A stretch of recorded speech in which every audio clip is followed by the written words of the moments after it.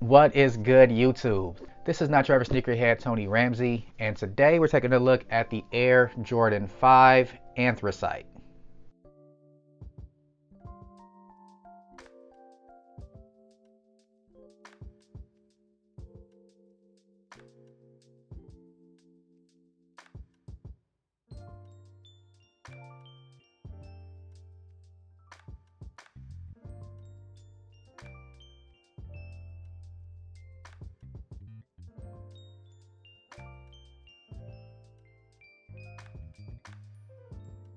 Now, if this is your first time here, thank you for watching.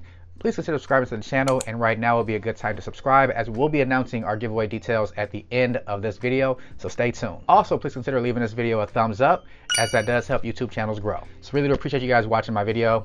And now without any further delay, let's go ahead and get some details about this sneaker. So the Air Jordan 5 in the Anthracite colorway released on February 6th on the sneakers app, but in the normal foot sites, so like Foot Locker, Foot Action, and Champs, the release date of these has actually been pushed back until February 12th, so you still do have a chance to grab these here at the end of this week. So hopefully this video gives you guys a good chance to get a good look at the sneaker and decide if you want to try to pick this one up for yourself. Now, I was able to grab this one off of the Nike SNKRS app. I actually had a pretty good day. I was able to grab both this one and the Air Jordan 12 Super Bowl edition on the same day, and I'll have a video of those coming up later on in the week.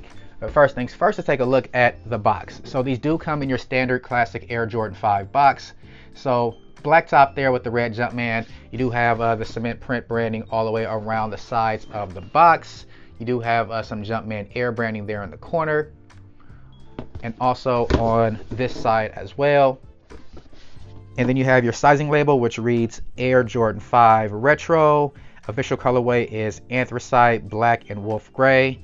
And these had a retail price of $190.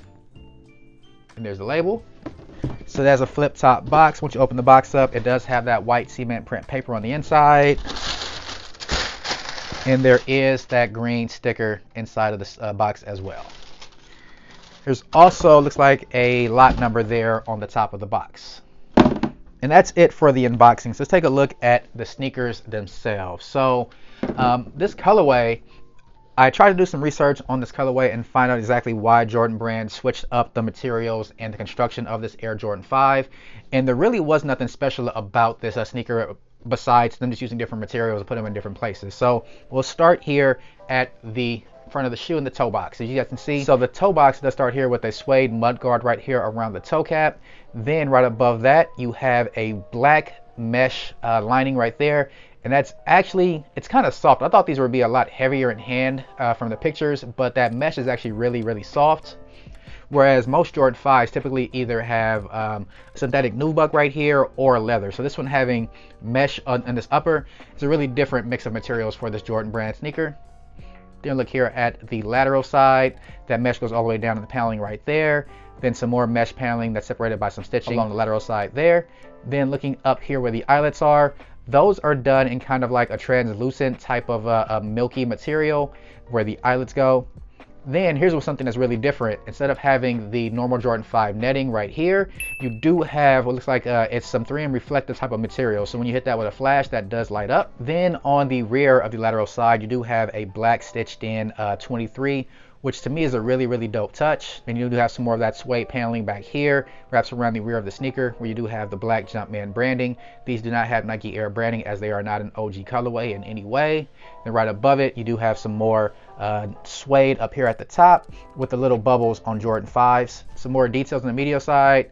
You do have that same reflective panel right there, some more of that black mesh, and some more of that anthracite colored suede up top. Then we'll look here at the midsole. The midsole on both sides is done in kind of a matte black finish here in the rear of the midsole, but then in the front of the midsole, you do still have that shark print with some splatter paint on the midsole as well. Then on the medial side, you do have that one little triangle right there with that same type of splatter paint effect on it as well. The air bubble on these is also a little bit of a milky-ish color, so you guys can see that there in the camera.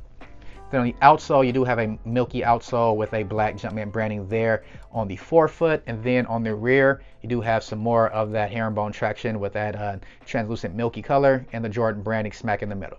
Now these also do come with the lace lock and the lace lock holder up there. So the holder is clear, lace lock is black.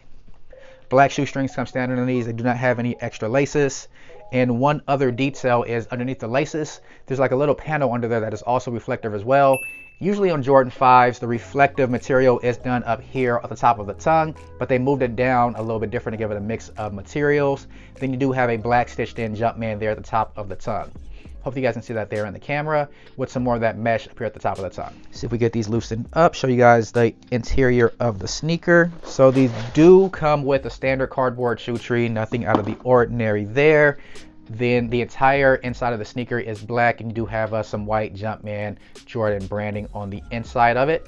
And this insole does not come out. Typically most Jordan 5 insoles are pretty easy to remove, but this one looks like it might be glued down at the front of the sneaker, so I will not pull this one out. Last detail to go over is on the back of the tongue. You do have that upside down Air Jordan tag there, and that's on the back of the tongue. And looking at the right sneaker, details are exactly the same, so it's completely identical to the left sneaker. Pretty simple colorway, and surprisingly, I don't know if these were really limited or not, but people seem to really like this colorway for whatever reason. Let's talk about sizing for Air Jordan 5. So typically, Air Jordan 5s fit a little bit big to me, so I usually can go down a half size to an 8. I'm a true 8.5, but I only grabbed these in an 8.5 because I wasn't sure how the materials would be. I didn't know if this would be a bulky sneaker, if it fit more snug on your foot, but I would recommend going true to size in Jordan 5s. And if you'd like a more snug fit, you can go down a half size, as these fit like any standard Air Jordan 5. Last but not least, let's talk about the resale value for this sneaker. So surprisingly, these have a lot of resale value out of the gate. Typically when you have a general release Air Jordan 5, they usually stick not too far from retail. Usually they have a value around 220, 230 bucks or so, but these out of the gate were up around 270 plus, and right now they're still around that same range. So if you did want to grab these, I would say just watch the market for after that Foot Locker and a foot site release happens on February 12th, as the price of these might go down a little bit, but I'm not sure how limited these sneakers were, and they are pretty popular of a colorway for it being a black sneaker. It's a very good sneaker for the fall and winter months right now, so that might have a little bit of effect on the resale price of these.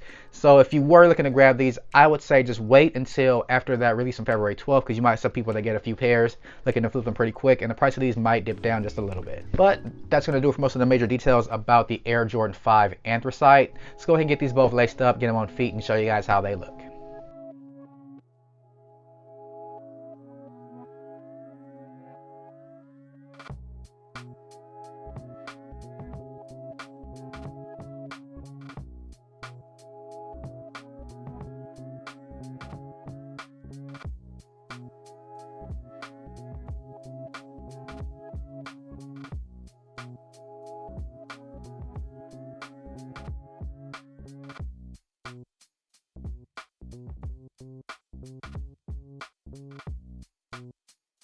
Well, that's going to do it for my review of the Air Jordan 5 in the Anthracite colorway.